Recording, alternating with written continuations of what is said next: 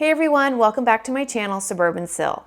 So today we're going to do an update on my indoor basil garden. So if you missed part one, you can check it out here. I'll put a link up to part one of the indoor basil garden experiment.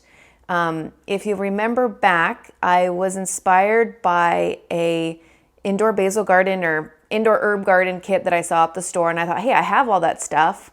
I'm going to try and make one on my own.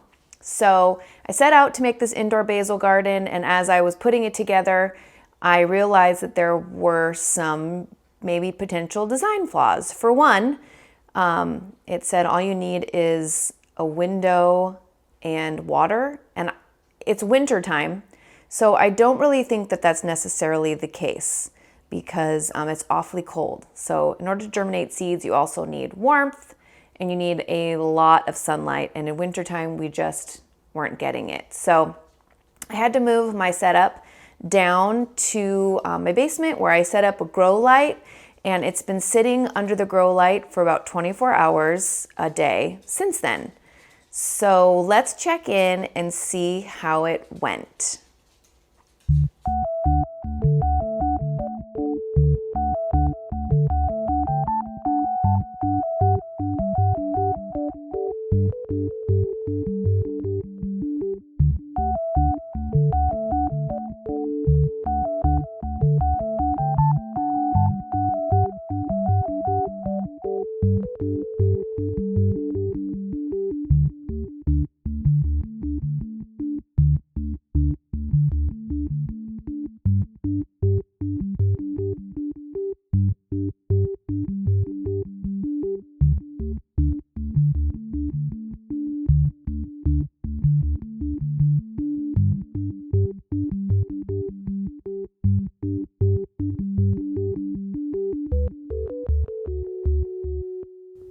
Here we are, present day.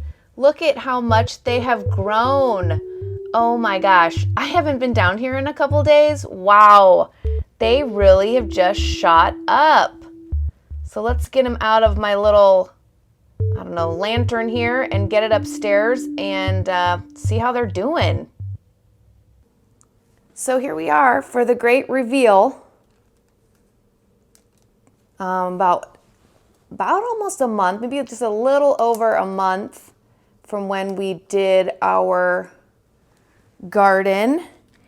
And we have full sets of leaves, which to me says that it's ready to be transferred from under the light and should be able to grow on its own in the natural light. I'm gonna lift this up here. You can see I got some roots poking out from the sides of the tea strainer, which is to be expected. I'm curious to know if, I mean, the wick is moist, but the topsoil doesn't look all that moist. So I'm not totally sold on the wicking irrigation system, but all in all, it worked. With a little finagling, I was able to get the seeds to germinate. I don't know if all you need is a window and water.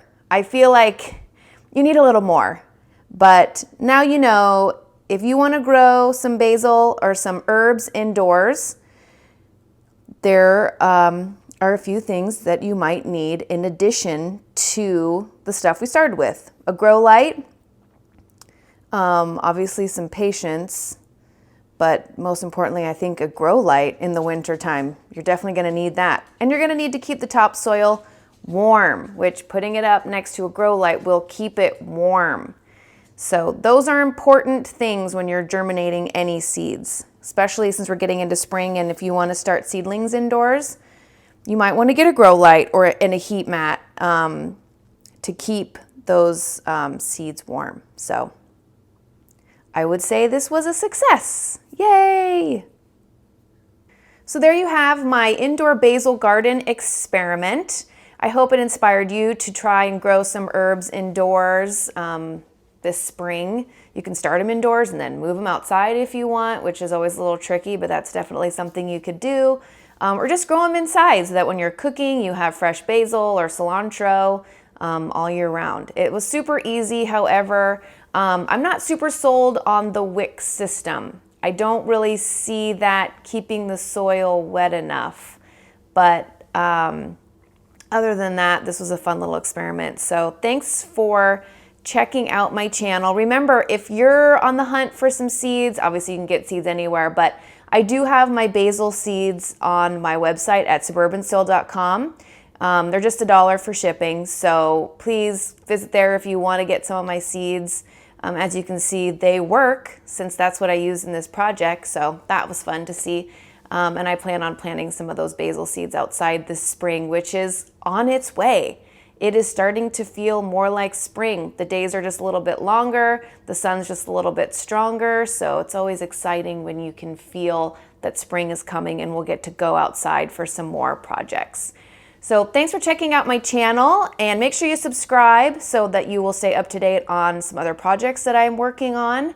And you can follow me on Instagram at suburbansil, and like I said before, check out my website, suburbansil.com. Thanks, and I'll see you next time.